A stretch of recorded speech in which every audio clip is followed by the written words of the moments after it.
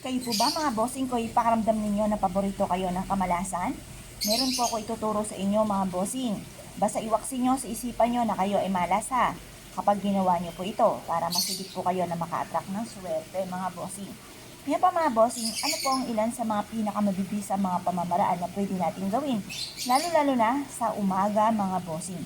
Sa umaga lang po kayo gagawa ng pampaswerte. Pwera na lamang kung full moon mga bossing.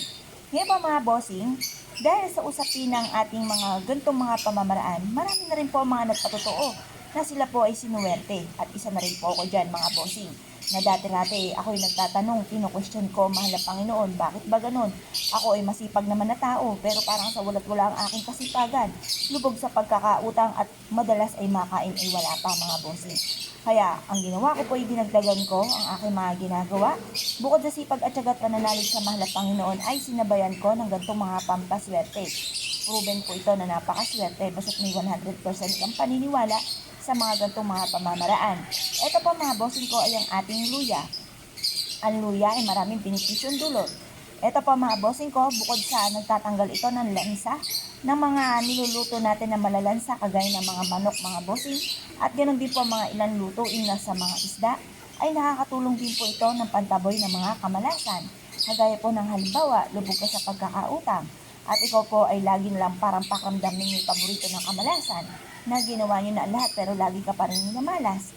Bukod sa mga dahon ng laurel mga bossing ko, ay mainam na subukan nyo po ito.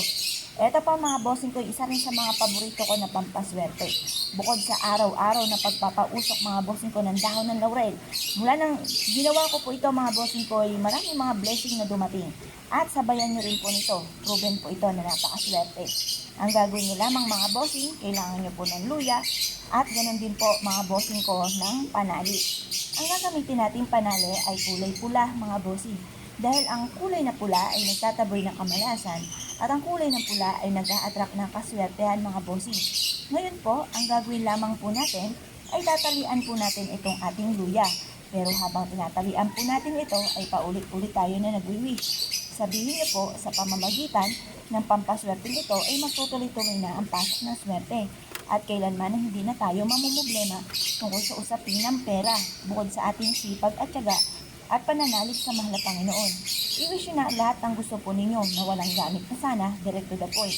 At ikaw ay naniniwala na hindi laging ganyan ang takbo ng inyong pamumuhay, na matutupad lahat ang inyong pong mga wini-wish mga bossing, na kayo po ay yayaman at magiging matagumpay. At pagkatapos mga bossing ko, ay mainam na isabit nyo po ito sa inyo pong main door mga bossing or sa may gate po ninyo. Makakatulong po ito upang sa ganon, yung sa kamalasan ay puro kaswertehan naman ang darating po sa buhay ninyo. Ito po mga bossing ko, isa sa mga paborito ko na pampaswerte. Marami na rin akong napatunayan dito sa luya. At meron din po na bossing ko na dati-dati laging binubuli. Siya po ngayon ay kumbaga nakaklose siya na at hindi na siya nakikingaman sa kanyang trabaho. Ito po ay pwede natin gawin sa ating tahanan upang sa ganon, pambuong pamilya ay tayo po ay hindi mamalasin.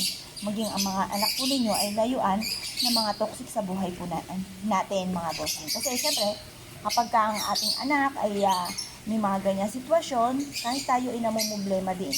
Kaya mas mainam sa ating loob ng tahanan upang sa ganon ay buong pamilya ay magkaroon ng proteksyon, maka-attract ng swerte mga bossing.